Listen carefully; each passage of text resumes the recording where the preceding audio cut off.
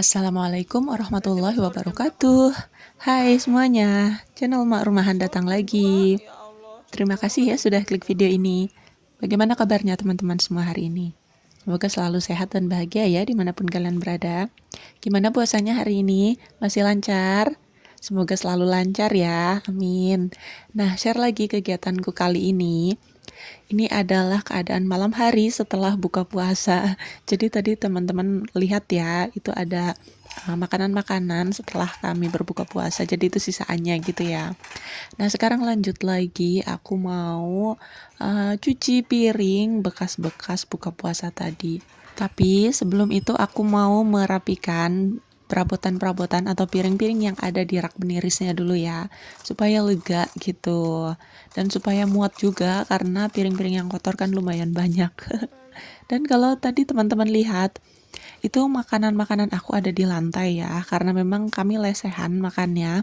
Terus udah gitu nggak pakai karpet juga.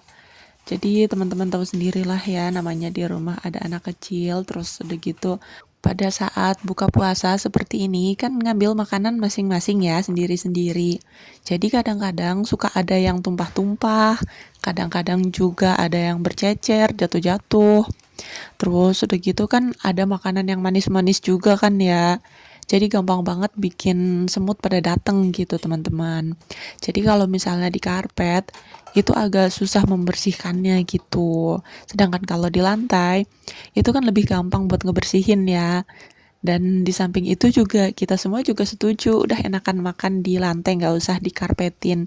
Jadi adem terus udah gitu banyak gampang ngebersihinnya juga. Kalau misalnya ada yang bercecer lebih mudah dielap dan lebih cepat bersih gitu teman-teman.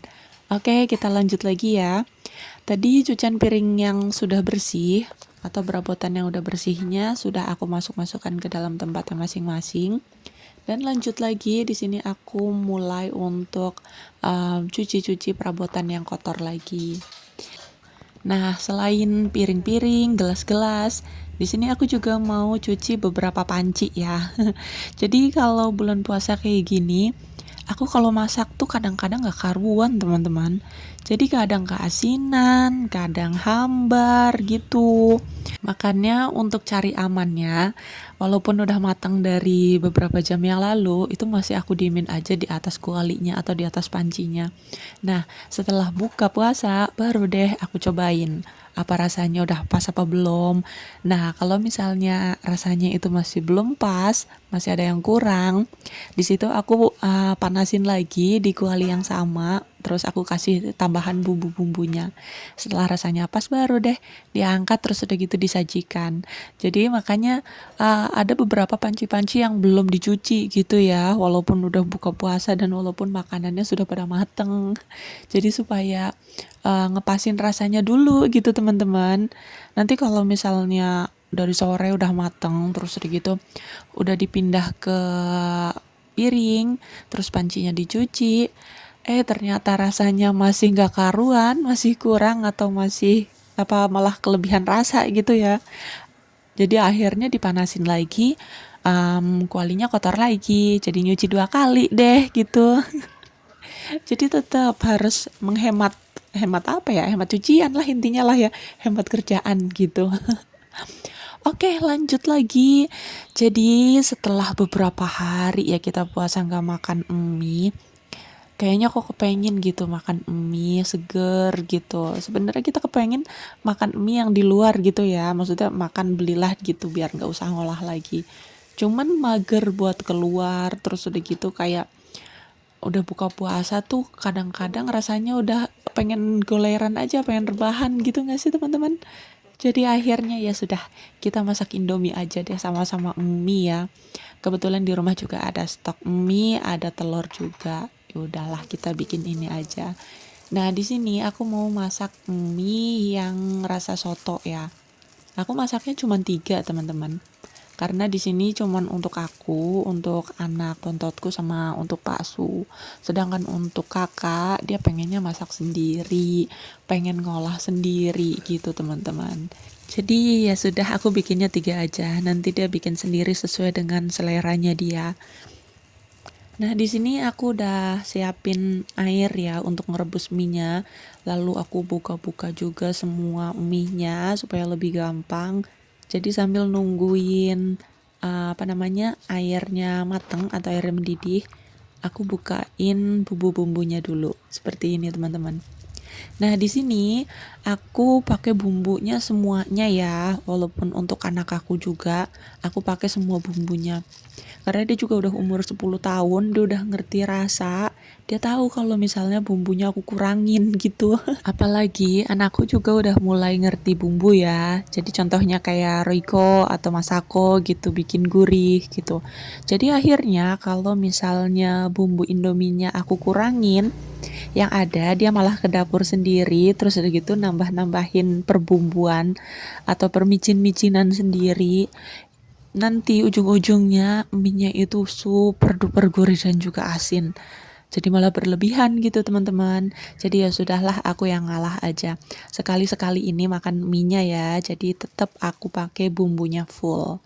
Oke, lanjut lagi.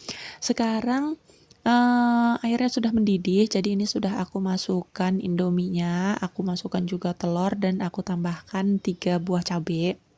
Untuk cabai rawitnya ini buat aku semua ya teman-teman. Nggak tahu kenapa lah, pokoknya aku lagi kepengen yang seger-seger aja. Kayaknya tuh enak Indomie pakai cabai gitu.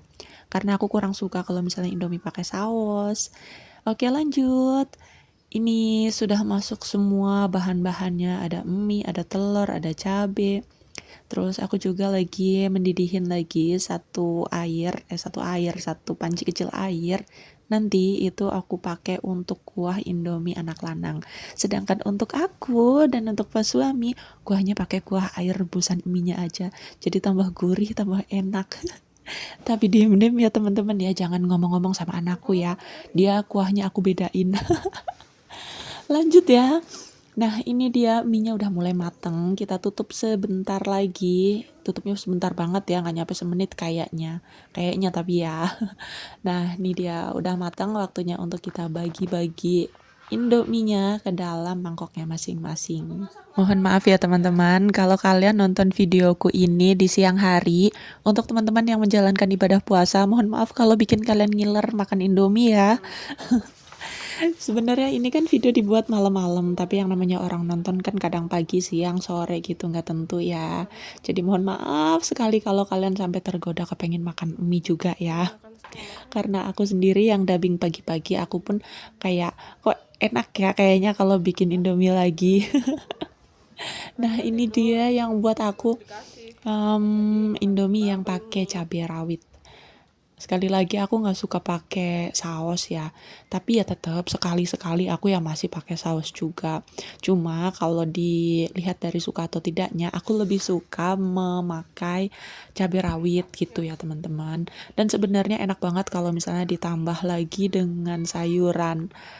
Tapi karena sayuranku nggak ada, jadi akhirnya aku pakai telur doang sama cabai rawit kayak gini. Oke, sudah selesai. Waktunya untuk kita tuang kuahnya ya.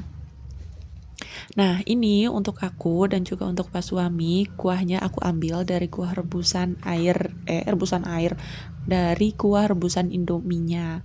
Sedangkan untuk anak lanang, aku pakai air rebusan yang bener-bener air rebusan air mendidih doang kayak gini. Dan alhamdulillah Indomiku sudah matang, waktunya untuk mamam Indomie. Jadi sampai di sini dulu video kita kali ini. Terima kasih banyak sudah menonton. Terima kasih banyak sudah selalu mendukung channel aku. Semoga sehat selalu untuk kalian semua. Bagi teman-teman yang menjalankan ibadah puasa, semoga diberikan kelancaran dan juga kenikmatan menjalankan ibadah puasa. Sampai ketemu di video selanjutnya. Bye bye. Assalamualaikum warahmatullahi wabarakatuh.